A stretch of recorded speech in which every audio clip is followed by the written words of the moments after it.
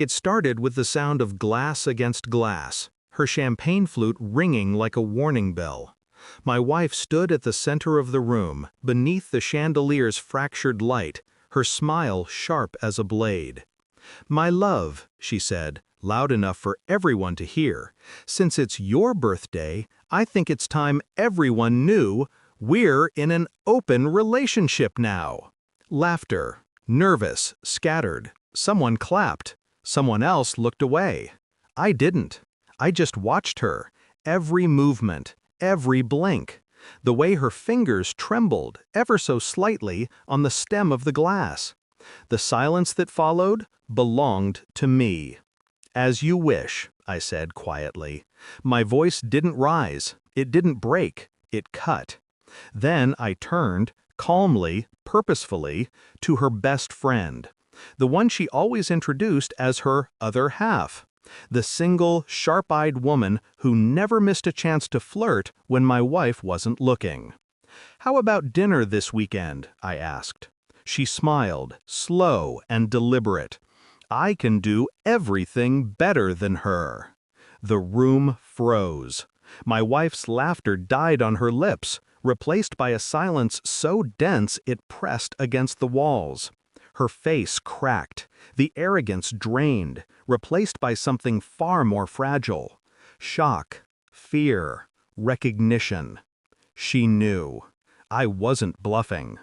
The party continued around us like a wounded animal pretending not to bleed. People whispered, glasses clinked, the music stumbled on. She didn't speak to me that night, didn't have to. The truth was already unfolding, one glance at a time. Later, when the house emptied, she cornered me in the hallway. Her eyes were wide, desperate to recover control. "You humiliated me," she hissed. "You announced it," I said. Her mouth opened, closed, no words, just guilt wrapped in arrogance. The air between us was heavy with what neither of us dared say aloud. That I knew, that she'd been unfaithful long before her announcement. It started months ago. Small changes. Her perfume lingering after she left for work.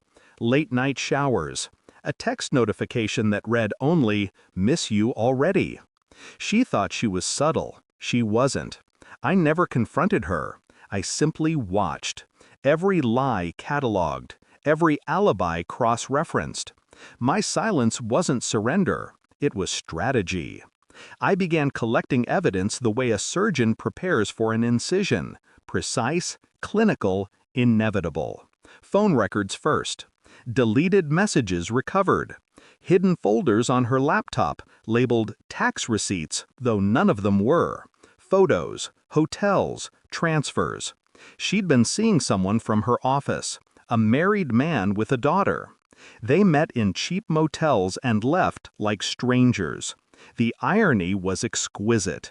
She played the devoted wife in public and the liberated liar in private. And she thought she could outsmart me.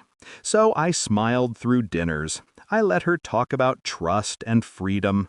I played the fool, calm, forgettable. But each night I tightened the noose.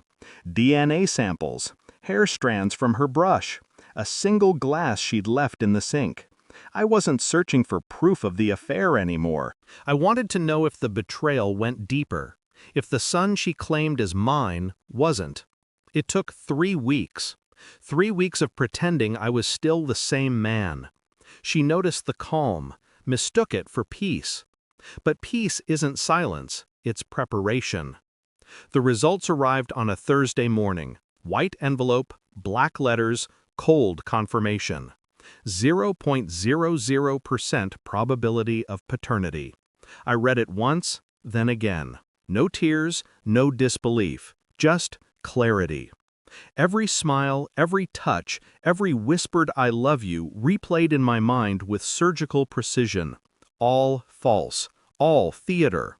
When she came home that evening, I was waiting at the table. Dinner set, wine poured, the envelope placed neatly beside her plate. She frowned, suspicious. "What's this?" I gestured. "A birthday gift. From you, apparently." Her hands trembled as she opened it. Her lips moved silently over the words, and then her breath caught. "Where did you get this?" she whispered. "You gave it to me," I said, piece by piece. Her face broke. Tears followed, fast and chaotic. "No," I said softly. "You can't." She reached for me, but I leaned back. That small, instinctive retreat shattered her completely. The moment she realized I wasn't angry, I was done. I didn't raise my voice, I didn't throw anything. I simply stood, walked past her, opened the door. "Where are you going?" she asked, choking on panic. "To Switzerland," I said. "I bought a villa there. You'll see the pictures soon enough." She stared at me, disbelief painted over her tears. "You can't just—" "I can," I interrupted, "and I will." I walked out, never looked back. Days later she called, then texted, then begged. I ignored them all. Until Thanksgiving. Her daughter-in-law, our daughter's wife, called, shrill with entitlement. "If you want to join Thanksgiving, come wash the dishes," she snapped. I smiled. "Enjoy," I replied. Hours later, I uploaded the photos of my new home.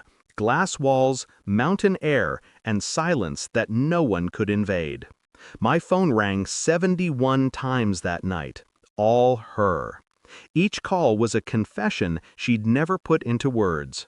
Each missed ring was another reminder. She'd lost. Now I sit by the window, watching snow swallow the mountains. The villa is quiet. No lies here. No apologies either. I think of her sometimes, not with hatred, but with detachment. Like remembering a storm that once flooded your house, but left the air cleaner after it passed. She wanted freedom. I gave it to her, in its purest, coldest form. She mistook my silence for weakness. But silence is the sound of control. And control is the only thing she never had.